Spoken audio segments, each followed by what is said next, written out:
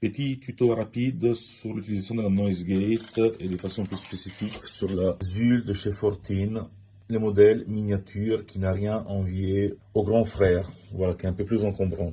Alors je travaille avec simplement une tête EVH 5150 en 50 watts. J'ai un câble 4x12, on s'en fiche un peu de la marque, des spécificités des speakers. Ce qui compte est qu'on a un pédalboard, un câble, une tête. Le Marshall que vous voyez au milieu n'a rien à voir, c'est juste une autre configuration par rapport à mon jeu. Typé beaucoup plutôt années 90 et tout, c'est un peu vintage tout ça. Du coup, de principe, en ce moment, il y a la tête qui est allumée sur le canal clean. On peut voir dans la boucle d'effet qu'on a le clean qui est allumé ici. Du coup, cette partie-là, c'est pas autre chose que le foot control de la tête. Clean, crunch, overdrive et boucle d'effet qui est enclenchée ou pas. Voilà, de principe, ma guitare rentre dans l'accordeur Boss. Et vous voyez que j'ai deux sorties.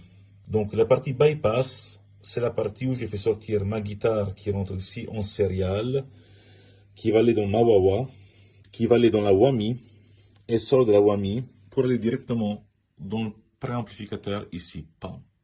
Et je suis une deuxième sortie qui s'appelle Output, et je la fais rentrer dans l'entrée spéciale qu'on appelle la clé. Voilà, on a un petit symbole d'une clé.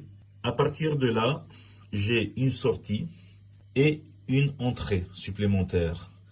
Du coup, je fais sortir mon noise gate dans la delay, c'est mon cas à moi. Hein. On fait tous les pédales, un peu de la boucle d'effet au choix. Vous pouvez rien mettre au plein de pédales différents. Alors, je ne l'ai pas installé. Elle monte ici dans ma reverb. Du coup, in. Et ressort out pour arriver directement à la boucle d'effet et arriver, vous voyez, au canal return. Le send, il sort. On le suit et le send, ce qui va rentrer ici dans le côté in. Voilà, comme ça j'ai de façon très simple entrée serial, accordeur, wah-wah, whammy, préamplificateur. Et la sortie boucle d'effet, du coup, de l'accordeur, je vais dans la noise gate qui va dans le délai et qui arrive ici, du coup, jusqu'ici à la reverb pour après atterrir derrière dans la boucle d'effet. Du coup, là, si j'allume le canal overdrive, on se rend compte de la gêne que nous avons avec le côté friteuse des lampes.